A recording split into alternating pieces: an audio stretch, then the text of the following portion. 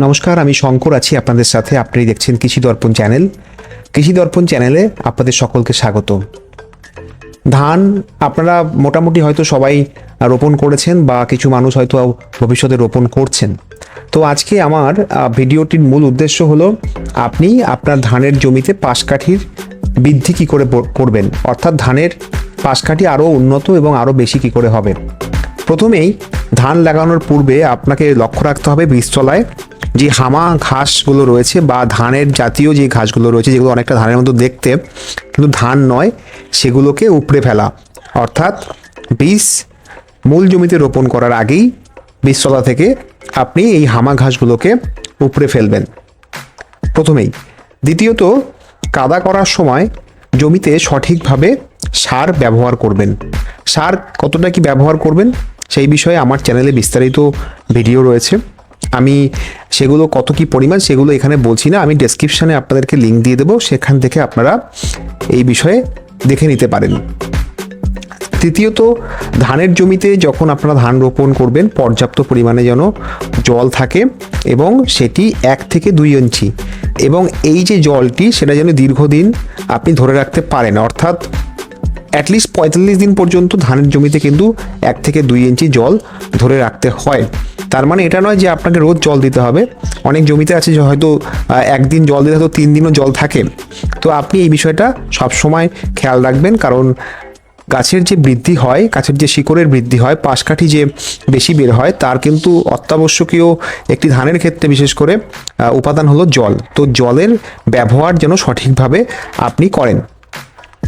এরপরে আমি বলবো, আমাদের রাসায়নিক সারের যেমনভাবে আমরা ব্যবহার করছি আমরা ধানের জমিতে, পাশাপাশি আমরা জৈব সারেরও ব্যবহার করব। আমি জানি না কতটা সম্ভব হবে, তবে আপনারা চেষ্টা করবেন যে কোনো পচানো, অর্থাৎ সেটা ভার্মি কম্পোস্ট হতে হবে বা গোবর সার হতে হবে এমন কোনো নয়। সেটা যদি আপনি কলা গাছ পচিয়েও যদি আপনি জৈব সার বের করতে পারেন, সেটাও যদি পারেন, অ্যাটলিস্ট বছরে একটি বার আপনার ধানের জমিতে বিঘা প্রতি 2 ট্রলি করে ব্যবহার করবেন। এতে আপনি উপকৃত হবেন এবং পাশকাঠির বৃদ্ধি পাবে। এর মধ্যে আমি একটি কথা বলে রাখি, যারা আমার এই চ্যানেলটিকে ভিডিওটিতে দেখছেন, তাদের যদি এই ভিডিওটি একটু উপকার লাগে বা মনে হয় এটা কার্যকারী হচ্ছে আপনার কাছে, তো সেক্ষেত্রে আপনি আমার চ্যানেলটিকে লাইক এবং সাবস্ক্রাইব করতে পারেন। এরপর আমি আসব ধানের জমিতে মইয়ের ব্যবহার করা। ধান যখন 20 থেকে 30 দিন অর্থাৎ চাপানের পরে যখন জোর দেয়, তো সেই সময় আপনি করবেন, আপনি একটি কাজ করতে পারেন, সেটি হলো মই জাতীয় বা বাঁশ জাতীয় দুপাশে বাঁধবেন। বেঁধে সারা জমিতে দুজনে মিলে গাছের উপর দিয়ে চালিয়ে দেবেন। আমি জানি না এই পদ্ধতি আপনারা কখনো কোথাও দেখেছেন কিনা।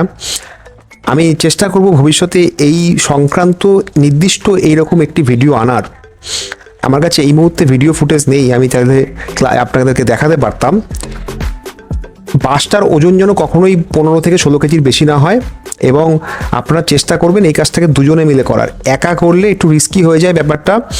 যত আপনি আপনার যে ধানের যে সংখ্যা বাড়ানোর জন্য, অর্থাৎ কুশি বাড়ানোর জন্য এই পদ্ধতি কিন্তু খুব কার্যকরী, এবং এর জন্য কোনো পয়সা খরচ করতে হয় না।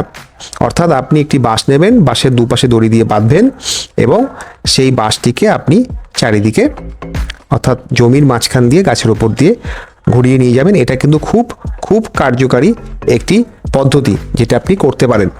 ধানের পাশকাঠি বৃদ্ধির ক্ষেত্রে আপনাকে লক্ষ্য রাখতে হবে, ধানের যে আপনি রোপণ করছেন তখন 2 থেকে 3টির বেশি চারা আপনি রোপণ করবেন না, তাহলে কিন্তু ভালো ফলন আপনি পেতে পারেন। এর থেকে বেশি হলে কিন্তু আপনি ফলন ভালো পাবেন না।